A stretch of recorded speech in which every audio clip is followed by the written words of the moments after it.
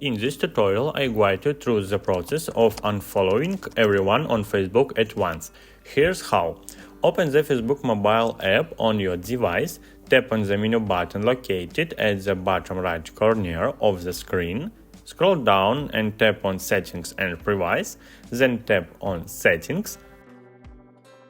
Scroll down again until you find the Preferences section. In the Preference section, tap on News Feed. Within the News Feed settings, tap on Unfollow. You'll now see a list of everyone you follow on Facebook. Tap on each person or page to unfollow them.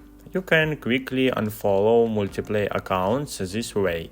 Once you unfollowed everyone you wish to, you are done. That's it. You successfully unfollowed everyone on Facebook. If you have any questions about the process, feel free to ask in the comment section below. And if you found this tutorial helpful, don't forget to give it a thumbs up and subscribe to the channel for more tutorials like this. Thanks for watching.